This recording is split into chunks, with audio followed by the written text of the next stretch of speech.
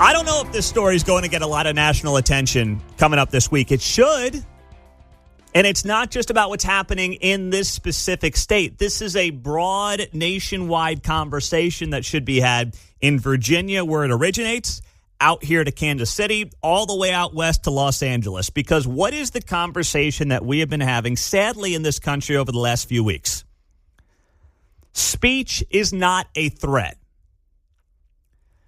In the wake of Charlie Kirk's assassination almost 1 month ago now. Can you believe it's been almost a month? It was Wednesday, September 10th, that Charlie Kirk was shot and killed in Utah. And in the wake of that, you had some people playing footsie with the idea of, well, you know, he had it coming. That speech was just too much. We now have this story out of Virginia that is not specifically about just this Virginia race coming up, but it's about a conversation that should be had around the country, and that supposedly there are people on both sides who want to have the conversation. I'm not convinced that's true, because we'll have to see how this plays out coming up here in the next couple of days. So if you missed this story, here's what's going on. They've got their governor's race there in Virginia.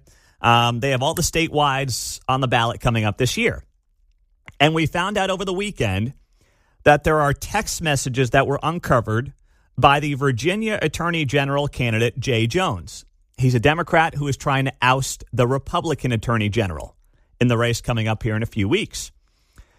And these text messages go back a couple of years, and they show this guy, Jay Jones, suggesting that if presented with a hypothetical situation in which he had only 2 bullets and was faced with the choice of murdering then Virginia Speaker of the House, a Republican named Todd Gilbert, or 2 dictators, Hitler or Pol Pot, he would shoot the Republican member of his own state house every time.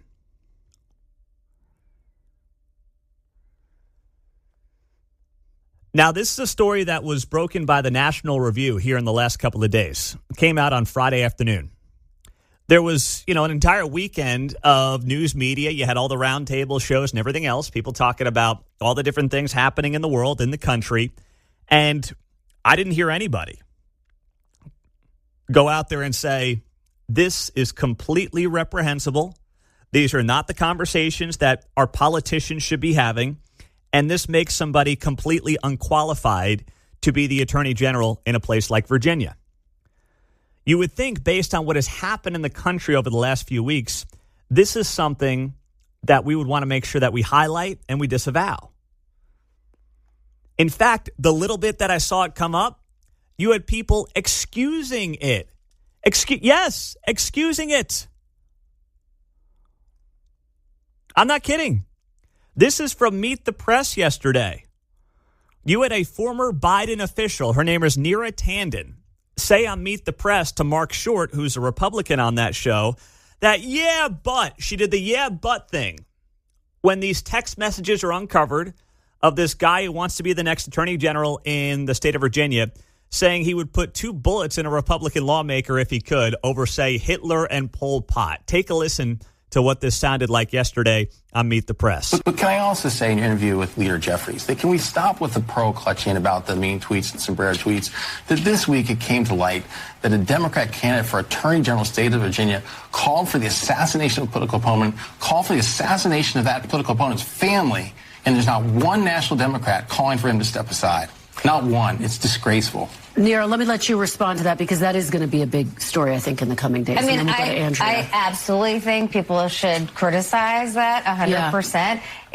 I think it was a private conversation he had, but still awful and disgusting. It wasn't calling for it public, but terrible. And it should be condemned. But then we should condemn that. But then you should condemn when the president calls the Democratic Party the party of Satan. Yeah, in all fairness. Why don't we just say both of those things? I think I've paid the price for saying for political violence on our side. But yeah, I agree with that. But let's criticize other Republicans or the president for not saying Satan. But the fact that not one Democrat has stood out when he called for a political assassination, this moment of political violence, is crazy. That was a former Joe Biden official, Neera Tanden, doing the but. It's like, can you just focus on the here and now? And we're not in a time in American history where the but thing really works.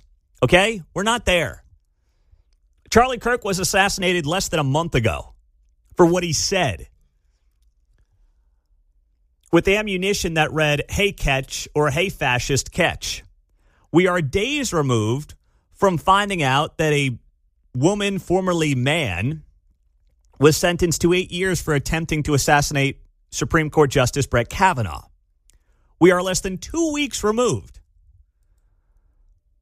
from another violent leftist attack and apparent ambush against federal immigration officers in Dallas, where the shooter ended up missing the ICE officers and instead hit, well, those who were being arrested by ICE. No matter what, that's a tragedy. People lost their lives. Doesn't matter who it is. But we know what the motivations were of the shooter in that case. Another person who had casings written on them with, fascist, anti-fascist propaganda on it. And it was very evident what that person was trying to do. And that is take out ICE officers. The yeah, but thing right now is not the road you want to go down.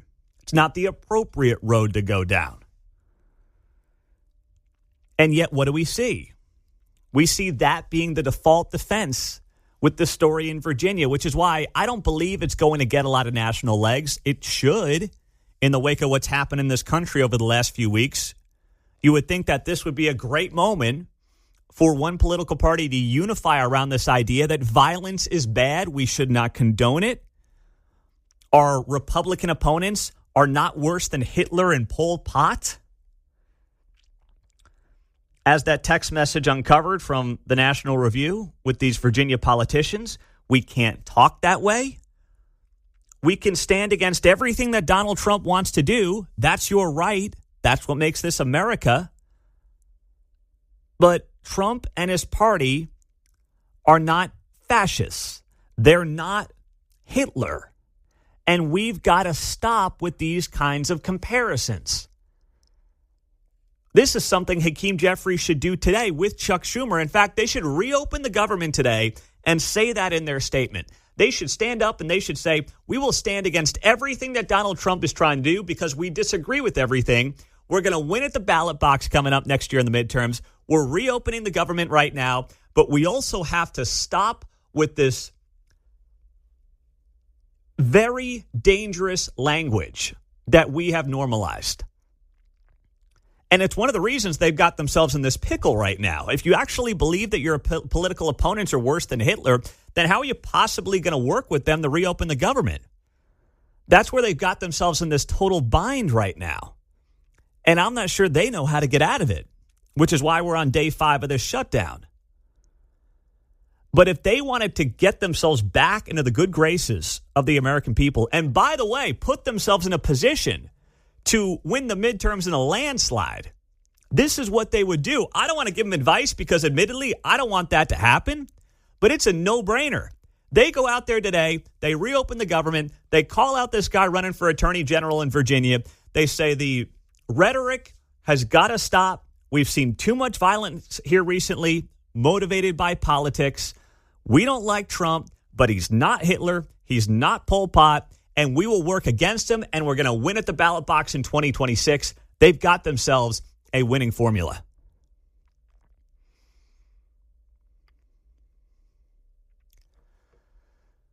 The problem appears to be their TDS is just too strong to come to that very easy and obvious conclusion. And that's why, Trump has had the great gift of going up against a political party that is so triggered by everything that he does that it actually makes him stronger. And I don't know how much of that is his own doing versus just the brainwashing of his political opponents and what's happened to them over the last 10 years or so. But either way, it has worked out in his favor. And right now, at least politically speaking, it's working out in his favor. I don't think any of this is really working out in the country's favor, to be totally honest. I don't believe that it is. But in the political zero-sum game that these folks live in, if it's bad for the other side, it's good for your side. even if your side isn't necessarily doing anything that's all that great, if it's bad for the other side, it's good for your side. That is the zero-sum game of politics. And that's the world that we find ourselves in right now. We'll see if the story gets any legs this week, but I'm not going to sit here and hold my breath.